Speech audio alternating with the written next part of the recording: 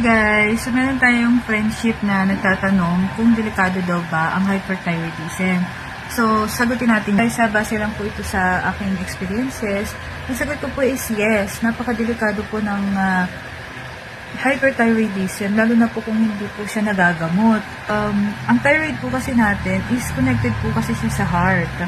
So, kung meron po tayong thyroid problem, tapos hindi po natin siya pinapagamot, tapos wala tayong walang gamot na iniinom para sa thyroid, pwede po tayong mauwi sa komplikasyon sa puso. Pwede po yung heart failure, pwede po yung heart attack, yan yung cardiac arrest. So, yun po, marami pong pwedeng mangyari na hindi maganda kapag hindi po natin pinapagamot.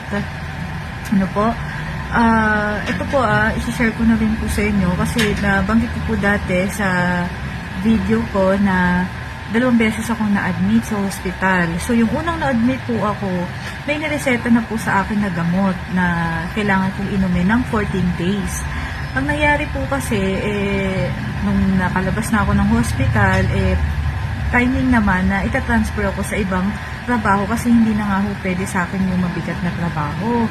Ngayon, nung nailipat po ako, nainom ko na yung pang 14 days, dahil hindi ako nakabalik sa hospital kung saan ako na-admit noon, in-stop ko yung gamot sa sarili ko lang nang walang advice yung doktor, na walang sinasabi yung doktor na i-stop ko siya kasi hindi ko rin po alam kung dapat ko siyang i-stop na or dapat ko siyang ituloy lang.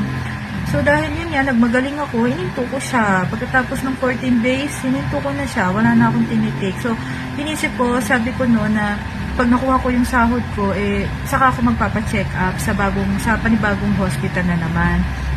So, ang nangyari, yun nga, unfortunately, bigla naman akong inatake habang nasa trabaho ako, yun nga, nagpalpitate ako, tapos yun na emergency ako, tapos yun nga, nalaman na high blood ako, tumaas yung yung blood pressure ko, tapos yung heart rate ko, yung lahat tumaas sa akin. So, hindi naging maganda yung nangyari sa akin ng mga panahon na yon.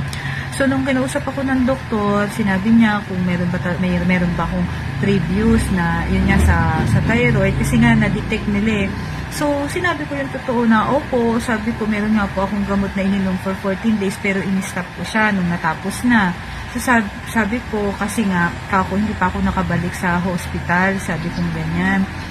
So, sabi, yun nga, question nila ako na bakit ko hininto. Sabi ko nga, kasi inaantay ko lang yung sahod ko, saka ako babalik. Nagkataon naman na biglang nangyari yun.